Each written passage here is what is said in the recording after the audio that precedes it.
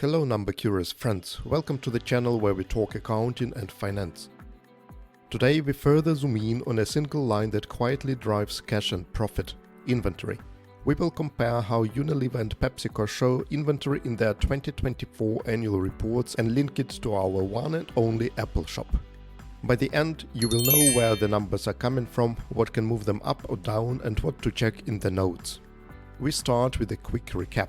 Inventory sits on the balance sheet until products are sold. Starts with raw materials, goes into work in process and then converts into finished goods. Then the cost moves to the income statement as cost of goods sold. More inventory usually means more cash tied up. Less inventory frees up cash, but raises the risks of stockouts. So it is a balance. And your job as a reader of the numbers is to see not only the total, but also the mix and the policy behind it. Let's now move to the balance sheets of Unilever and PepsiCo. The first note on these: Unilever reports financials in accordance with IFRS, while PepsiCo in accordance with US GAAP. You will see in a bit what that means for inventory. We start with Unilever. On page 140 of the annual report, we find inventory in current assets. It is shown as one line and equals 5.2 billion and didn't really change in comparison with the previous year. Here we see the reference to note 12. Let's check it out. On page 166, we see the split of inventory into two simple buckets: raw materials and consumables, which are around 1.9 billion, and finished goods and goods for resale of around 3.6 billion. These two categories give us 5.5 billion in total. But you see, there is also an inventory provision for slow-moving or obsolete stock, about 0.3 billion, which reduces the carrying amount to about 5.2 billion. Now, how does inventory look like for PepsiCo? On page 65 of their financial statements, we see it in current assets already with a nice category split right on the balance sheet. Raw materials and packaging of about $2.4 billion, work in process about $100 million, and finished goods are about $2.8 billion. Total inventories are about 5.3 billion. And similar to Unilever, also with almost no change as compared to the previous year. But unlike Unilever, there are no dedicated notes to inventory balances in the financial statements. And now, before we move on, if you find our lesson useful, please take a moment to hit a like button and subscribe to our channel. And of course, you could also support our channel Patreon or buy me a coffee, links in description. And thank you for being with us, this is very important for us. Let's now compare accounting policies of both companies. Unilever reports under IFRS. On page 106 in note 12, you will see that Unilever values inventory at the lower weighted average cost and net realizable value. Cost includes direct costs and a fair share of production overheads. How inventory is valued using a weighted average cost flow method you can find in our previous lesson. You will see the link in the top right corner right now. And remember how inventory moves into cost of goods sold? On page 148, you will see the note that the cost of sales includes the cost of inventory sold during the period and distribution costs. The cost of inventories are raw and packaging materials and related production costs. And distribution costs are charged to the income statement as incurred, not capitalized in inventory. Exactly as we learned with you earlier. In addition, another note states how inventory is treated in case of sales returns. An asset is added for inventory which is estimated to be returned, based on past experience, and consignment is mentioned, the topic we looked at in the previous lesson. How does PepsiCo measure its inventory under US GAAP? On page 78 of their report, it is stated that PepsiCo measures inventory at lower of cost or net realizable value, exactly as Unilever. But now note the difference. Cost can be average, FIFO, or in limited cases even LIFO, which is forbidden by IFRS. However, they mention that LIFO versus FIFO difference is not material, let's trust them. But that is useful context when you compare across years. Some deviations can indeed be caused by differences in measurement methods. Now, note 12 of Unilever's financial statement says that net realizable value is the estimated sell-in price less the estimated costs necessary to make the sale. If sell-in price minus costs to complete and sell drops below the cost, Unilever writes inventory down. The note also shows the details behind the provision for slow-moving and obsolete stock, which decreases the total inventory value on the balance sheet. We see that the provision decreased, meaning that less stock is considered either slow-moving or obsolete this year. Yes, there are the chances it was sold. In addition, in 2024, Unilever recognized about 259 million of inventory write-downs and losses. This is a real-world example of the net realizable value test in action. Similar disclosure you can see at PepsiCo. One more small detail that helps you read the numbers. When Unilever disposes of businesses, they show what inventory left Unilever with those disposals. In 2024, disposals included about 126 million of inventories.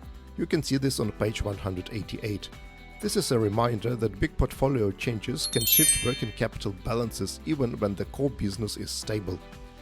So, we found inventory on the balance sheet and in income statement. Where does it show up in cash flow? For Unilever, you see it on page 141 as part of changes in working capital. For PepsiCo, you see it on page 63 in the changes in assets and liabilities. Note that these numbers will not always directly reconcile to movements in balance sheet, as they should consider impact of acquired, disposed of businesses and other non-operational movements in inventories. And remember, increase in inventory results in negative cash flow effect and decrease in positive. How do we read these balance sheet lines? We start with 3 simple checks. Number 1. Mix of inventory. Unilever groups inventory mainly into raw materials and finished goods. PepsiCo shows a classic manufacturing split, including work in process. Here, if finished goods rise faster than sales, it could speak of slower sell-through or build up ahead of promotions. Number 2. Valuation policy. Unilever uses weighted average under IFRS. PepsiCo uses average of FIFO with small pockets of LIFO, but says that LIFO difference is not material. Policies matter because they affect timing of cost of sales and therefore margins. And number 3. Provisions and write-downs. Unilever discloses both the movement in the inventory provision and the amount of write-downs taken in the year. That is your red flag check for obsolescence or pricing pressure. For PepsiCo, focus on the net realizable value policy and category trends to spot any build-up risk. What other factors may matter for inventory balances? Let's start with seasonality and business model. Both groups operate seasonal categories. Ice cream at Unilever and beverages at PepsiCo can drive peaks in finished goods. A seasonal build followed by a sell-down is normal. What you want to see is a clean reversal after the peak, not a carry-over into the next period. Now, goods in transit and shipping terms. At any date, a slice of inventory may be on the move. Who records it depends on the shipping terms. Reading the working capital footnotes together with the balance sheet helps you spot these timing effects. And now portfolio moves. Unilever's portfolio actions show up inside working capital line items. That 126 million of inventory leaving with disposals is a good example. When you see a jump or drop, scan the notes for acquisitions or disposals first. Net realizable value discipline. Write-downs like Unilever's 259 million show NRV discipline. A company that tests inventory honestly will record the loss early rather than carry old prices that no longer make sense. Cost methods and inflation. When costs are rising, FIFO moves cheaper layers to COGS first, which can make margins look a bit stronger in the short run. Average cost method tends to smooth this effect. PepsiCo's disclosure that LIFO versus FIFO is not material tells you that method choice is not a big swing factor for them in 2024. But LIFO can indeed cause significant swings in profitability. Now, KPIs. Let's have a look at one of the most important KPIs to analyze inventory: days of inventory outstanding. It is typically calculated as inventory divided by cost of goods sold times 365. What do we have for Unilever? With inventory of 5.2 billion and cost of sales of 33.4 billion euros in 2024, DIOs will be 5.2 divided by 33.4 times 365 equals 57 days. So it takes on average almost 2 months to sell the inventory. How does it compare with 2023? Here is a small comparison table. And here is also with the formulas in Excel, so it is easier for you to follow.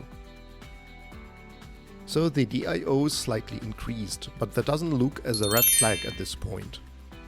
As Unilever also shows the split of cost of sales by component, we can do the same calculation using only the cost of inventory and production costs, excluding distribution expenses. Same trend. DIOs are now 10 days higher.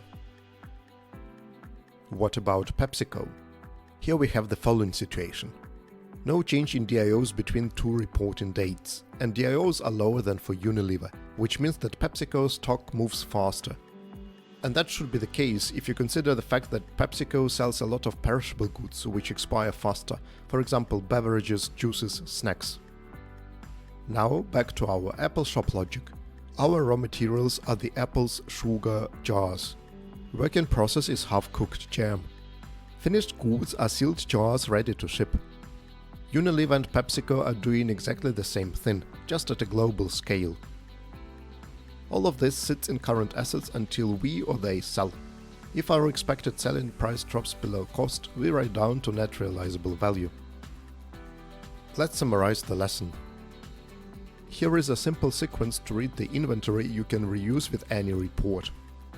1. Read the inventory categories and compare to the business model. 2. Read the accounting policy and measurement methods. 3. Scan for write-downs and provisions. 4. Check if acquisitions or disposals moved the balances. 5. Compare finished goods trends to sales growth to support a slowdown risk. And number 6. Calculate DIOs and check the trends across years. That is it for inventory on the balance sheets of Unilever and PepsiCo in 2024. Same core rules, different mixes. Thank you for watching. If you enjoyed this, hit like, subscribe and ring the bell so that you don't miss the next lesson. See you soon and keep those debits equal to your credits.